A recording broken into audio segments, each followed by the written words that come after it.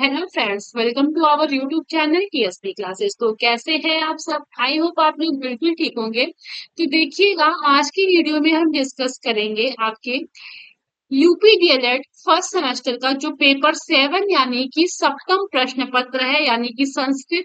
तो आज उसका हम पेपर डिस्कस करने वाले हैं। ठीक है, 2018 का हम पेपर आज जो है डिस्कस करेंगे। इससे पहले 2017 की मतलब पेपर हम लोगों ने जो है सॉल्व किया है।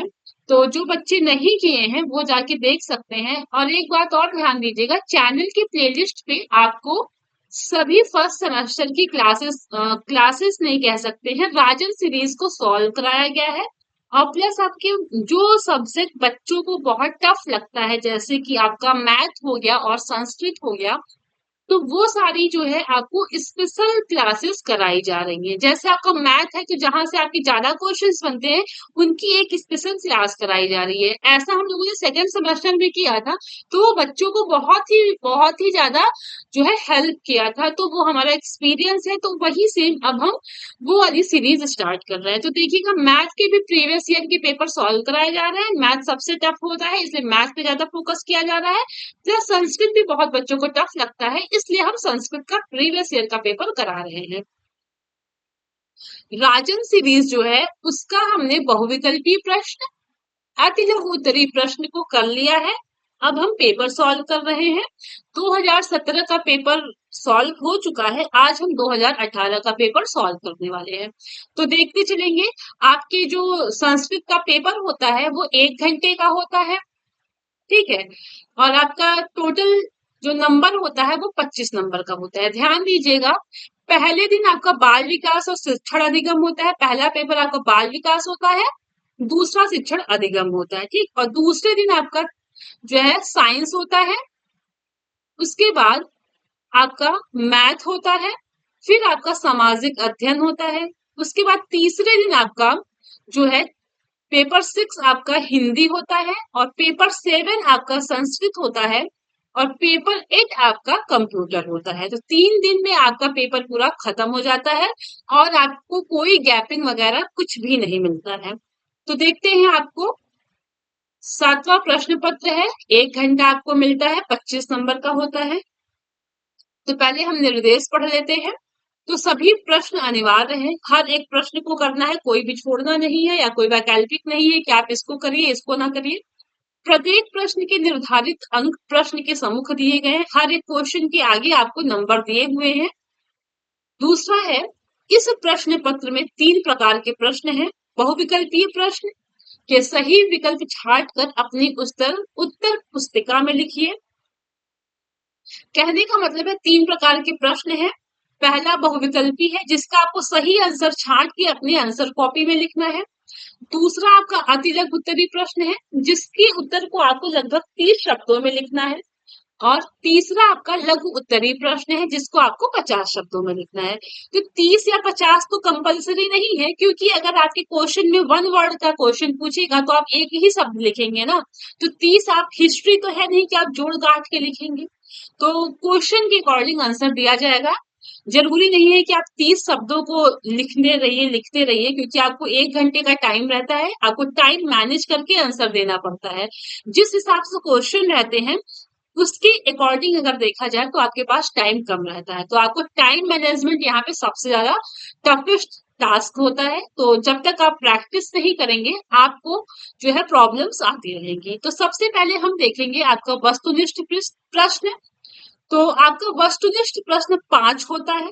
5 क्वेश्चन आते हैं आपके 5 नंबर के, हर एक क्वेश्चन 1 नंबर का। तो सबसे पहला क्वेश्चन है आपका, सर्व शब्द का स्त्रीलिंग सप्तमी विभक्ति एक वचन का रूप है।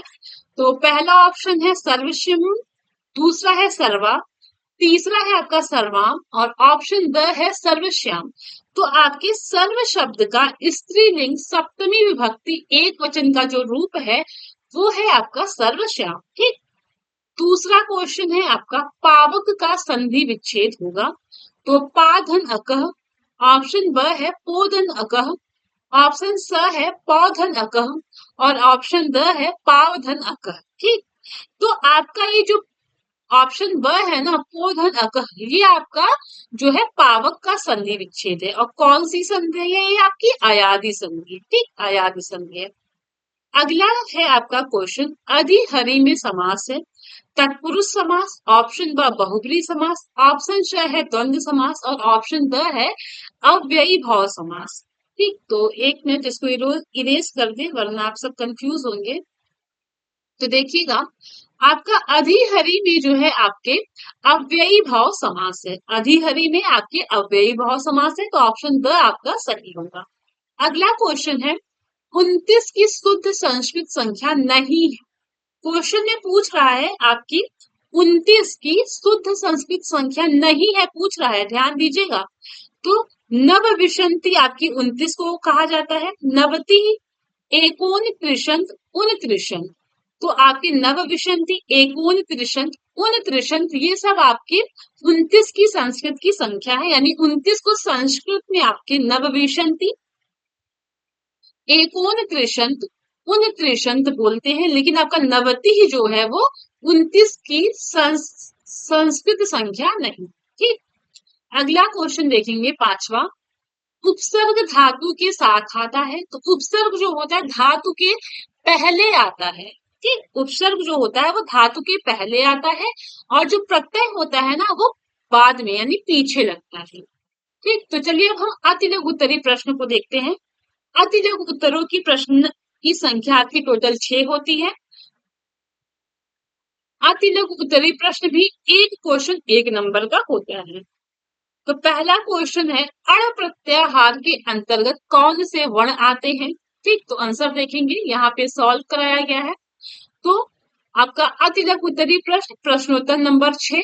तो अण प्रत्याहार के अंतर्गत आपके अ, छोटा अ, छोटी ई, छोटा उ वर्ण आते हैं। ठीक, अण प्रत्याहार के अंतर्गत आपके छोटा आ, छोटी ई और छोटा उ वर्ण आते हैं। ठीक है, अगला क्वेश्चन देखेंगे। अगला क्वेश्चन पूछ रहा है, हम सब पाठ पढ़ेंगे वाक्य का संस्कृत में अनुवाद लिखिए। तो हम सब पाठ पढ़ेंगे संस्कृत में अनुवाद क्या है वो देखेंगे। तो उसका अनुवाद है वयम पाठम पठिष्यामः। ठीक, हम सब पाठ पढ़ेंगे, संस्कृत में अनुवाद है वयम पाठम पठिष्यामः। ठीक, अगला क्वेश्चन देखेंगे आपका। अगला क्वेश्चन है आपका,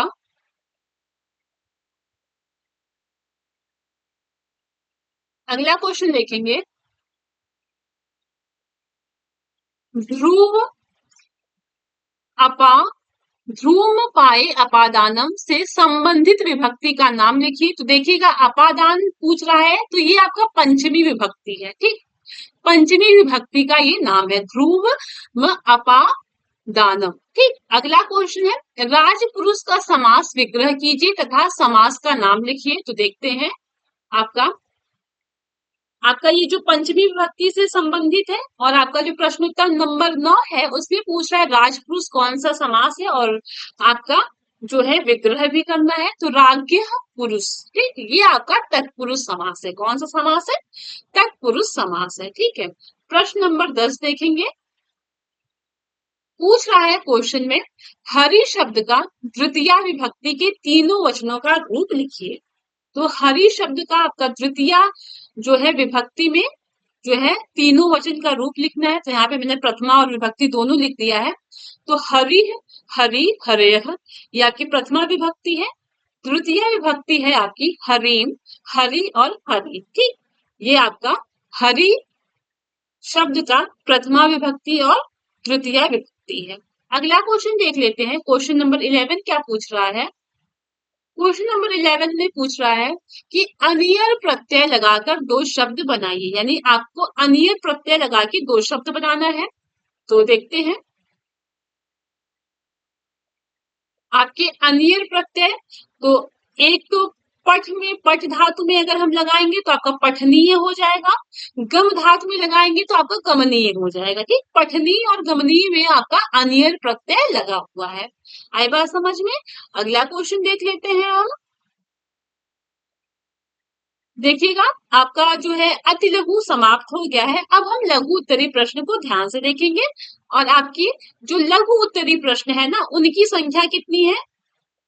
आपकी 7 जो है क्वेश्चन आपके लघु उत्तरीय आते हैं, और एक जो है आपका एक प्रश्न का नंबर 2 होता है, यानी 2 नंबर के एक प्रश्न होते हैं, तो आपके लघु उत्तरीय टोटल 14 नंबर का होता है। तो सबसे पहला क्वेश्चन है, दीर्घ संधि किसे कहते हैं, उदाहरण सहित समझाइए। तो समझिएगा दीर्घ संधि किसे कहते हैं। अभी मैं आपको लास्ट में कुछ बताती हूँ। आप लोग क्वेश्चन को देख के बहुत घबरा गए होंगे कि कितने टफ क्वेश्चन है। पहले पढ़ लेते हैं, उसके बाद डिस्कस करते हैं। तो दीर्घ संधि क्या होता है, यदि ह्रस्व अथवा दीर्घ, ठीक है, यदि ह्रस्व अथवा दीर्घ स्वर के बाद, यानी छोटा आ बड़ा आ छोटी ई बड़ी ई छोटा ऊ बड़ा ऊ री के पश्चात, ठीक, यानी आपके ह्रस्व या दीर्घ स्वर के बाद सेम वही आपके ह्रस्व या दीर्घ स्वर आते हैं, तो दोनों मिलके दीर्घ स्वर हो जाते हैं। जैसे मान लीजिए छोटा अ प्लस छोटा आ तो आपका बड़ा आ हो जाएगा, छोटी ई प्लस छोटी तो बड़ी ई हो जाएगी। यानी कहने का मतलब ये है कि आपका चाहे ह्रस्व या दीर्घ स्वर आए, उसके बाद आपका अगर ह्रस्व या दीर्घ स्वर आता है, तो दोनों मिलके आपके क्या बन जाते हैं, दीर्घ स्वर बन जाते हैं। जैसे हिमधन आलय, तो आपका क्या हो गया, हिमालय। जैसे छोटा आ ये है, यहाँ पे छोटा आ है, यहाँ पे बड़ा है, तो ये दोनों मिलके क्या बन गए, बड़ा आ, ठीक। कविधन इंद्र, तो यहाँ पे छोटी ई है, यहाँ पे छोटी ई है, तो छोटी ई और छोटी ई मिलके बड़ी ई हो गई। यहाँ पे कविधन इंद्र है, तो आपको क्या हो गया, कविंद्र हो गया, वह में बड़ी ई की मात्रा लग गई, ठीक। अगला क्वेश्चन देख लेते हैं। क्वेश्चन नंबर 13 क्या पूछ रहा है। क्वेश्चन नंबर 13 में कह रहा है कि संस्कृत व्याकरण शिक्षण के उद्देश्य लिखिए, ठीक। तो संस्कृत व्याकरण के उद्देश्य क्या है, उसको हम देख लेते हैं। तो क्वेश्चन नंबर 13 में पूछ रहा था संस्कृत व्याकरण शिक्षण के उद्देश्य। तो पहला उद्देश्य ये है कि संस्कृत जो होता है विषय को भली प्रकार सीखने के लिए संस्कृत व्याकरण सीखना अत्यंत आवश्यक है। अगर आपको संस्कृत नहीं आता है और अगर आपको संस्कृत विषय को अच्छे से सीखना है, तो उसके लिए सबसे पहले आपको संस्कृत व्याकरण सीखना बहुत ही ज्यादा आवश्यक है, ठीक है। अगला जो है आपका उद्देश्य है, संस्कृत से हिंदी भाषा का जन्म हुआ है। संस्कृत व्याकरण से हिंदी भाषा का ज्ञान मजबूत होता है, यानी आपका जो संस्कृत है उसी से हिंदी भाषा का आपका जन्म हुआ है, और संस्कृत व्याकरण से ही आपको हिंदी भाषा का जो ज्ञान है वो मजबूत होता है। अगला है आपका कि संस्कृत व्याकरण के शिक्षण से छात्र छात्राएं इस भाषा को सही से पढ़ना लिखना और बोलना सीख सकेंगे। यानी संस्कृत व्याकरण से ही क्या होता है कि आपके छात्र छात्राएं जो है सही से पढ़ सकते हैं, सही से लिख सकते हैं और सही से बोल सकते हैं, ठीक। अब हम देखेंगे आपका क्वेश्चन नंबर 14 क्या पूछ रहा है। तो क्वेश्चन नंबर 14 में पूछ रहा है आपका कि गम धातु लोट लकार के रूप लिखिए, यानी गम धातु को लोट लकार में रूप लिखना है। तो क्वेश्चन नंबर 14 है आपके गम धातु लोट लकार, तीनों पुरुष में तीनों वचन में। तो 3 पुरुष होते हैं, 3 वचन होते हैं, ये तो अब तक पता हो गया होगा। तो गम धातु लोट लकार है आपका गच्छतु गच्छताम गच्छन्तु, गच्छ गच्छताम गच्छत, गच्छानि गच्छाओ गच्छा, ठीक। ये आपका गम धातु का लोट लकार है। अब प्रश्नोत्तर नंबर 15 में देख लेते हैं क्या पूछ रहा है। क्वेश्चन नंबर 15 में क्या पूछ रहा है वो देख लेते हैं। तो क्वेश्चन नंबर 15 में पूछ रहा है कि अनु तथा अव उपसर्ग से बने संस्कृत के दो दो शब्द लिखिए। तो क्वेश्चन नंबर 15 में देखेंगे आपका अनु उपसर्ग और अव उपसर्ग से दो शब्द बनाने हैं। तो अनुचर, ये आपका अनुपसर्ग है, अनु से अनुचर बना है, अनु से आपका अनुकूलम बना है, ठीक। अव उपसर्ग, अव से आपका अवतार और अव से आपका अवमानना, ये आपका जो है अनु उपसर्ग और आपके अव उपसर्ग मिलके दो शब्द पूछा था। तो अनु उपसर्ग का दो हमने बताया, अनुचर और अनुकूलम। अब उपसर्ग का मैंने बताया अवतार और अवमानना, ठीक। चलिए अगला क्वेश्चन देख लेते हैं। क्वेश्चन नंबर 16 क्या पूछ रहा है। आपका क्वेश्चन नंबर 16 है आपका,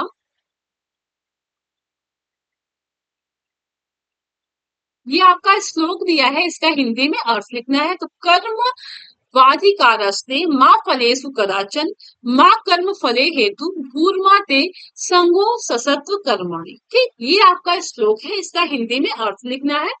तो देखते हैं इसका हिंदी में अर्थ क्या होगा। तो इस श्लोक का हिंदी में अर्थ है, हे अर्जुन, तुम कर्म ही तुम्हारा अधिकार है, फल में कभी नहीं, इसलिए तुम कर्म फल के लिए मत बनो और कर्म न करने में तुम्हारी आसक्ति भी ना हो। कहने का मतलब है, इस श्लोक का अर्थ ये है कि हे अर्जुन, कर्म में तुम्हारा यानी तुम कर्म में तुम्हारा अधिकार है। ठीक, तुम कर्म करो, फल में तुम्हारा कोई अधिकार नहीं है। तुम जो है फल के लिए कर्म मत करो। ठीक, और कर्म में तुम्हारी आशा, कर्म करने में ही तुम्हारी मतलब अच्छाई है, तुम्हें फल में कोई वो नहीं होना चाहिए। तुम कर्म करो और फल की चिंता मत करो। ठीक, चलिए अगला क्वेश्चन है आपका, प्रश्नोत्तर नंबर 17 है आपका कि तव्यत एवं कत्वा प्रत्यय लगाकर संस्कृत के दो दो शब्द लिखिए। तो देखते हैं आपका कत्वा प्रत्यय, तो क्री में अगर हम कत्वा लगाएंगे तो कृत्वा बन जाएगा। पा में अगर हम कत्वा प्रत्यय लगाएंगे तो पित्वा प्रत्यय बन जाए, सॉरी, क्री में अगर हम कत्वा लगाएंगे तो कृत्वा शब्द बनेगा। पा में अगर हम कत्वा प्रत्यय लगाएंगे तो आपका पित्वा शब्द बनेगा। ठीक, अगला है आपका तव्यत प्रत्यय। तो गम शब्द में या गम धातु में हम तव्यत लगाएंगे तो आपका गंतव्यम बनेगा। भू में अगर हम तव्यत लगाएंगे तो भवितव्यम बनेगा। ठीक, भवितत्यम बनेगा। अब क्वेश्चन नंबर 18 हम देखेंगे।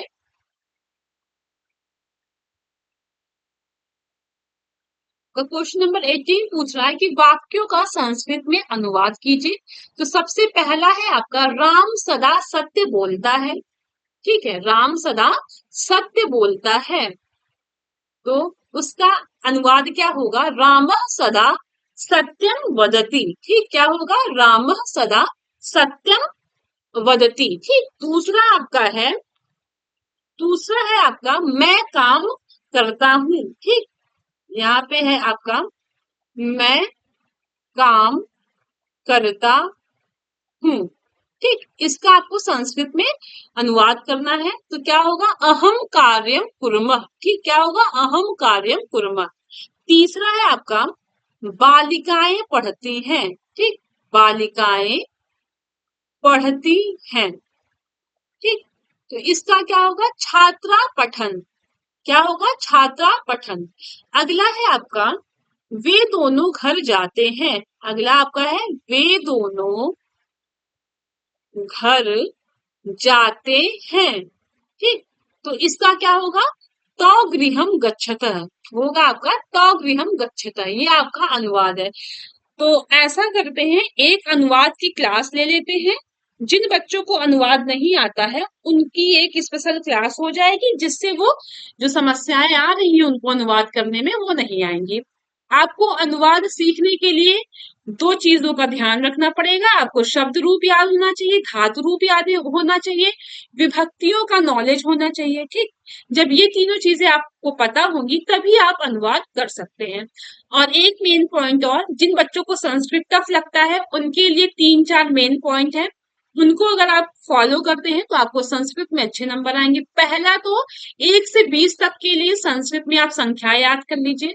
ठीक, दूसरा आप शब्द रूप याद करिए, तीसरा आप धातु रूप याद करिए, और चौथा आप है फल के नाम, सब्जियों के नाम, आपकी जो आसपास की वस्तुएं हैं, पंछी, पशु, इन सबका संस्कृत में नाम याद कर लीजिए। ये सब बहुत जरूरी है, यही सबसे एग्जाम में बार बार क्वेश्चन बनते हैं।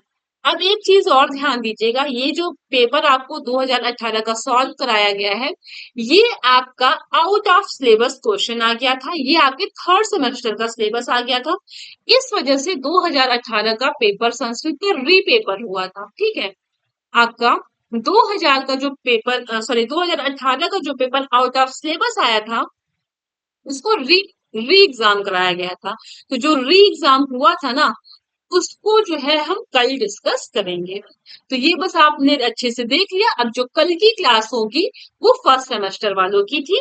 ये आपका थर्ड सेमेस्टर का जो सिलेबस है वो फर्स्ट सेमेस्टर में पूछ लिया गया था, इसलिए 2018 में संस्कृत का री एग्जाम हुआ था।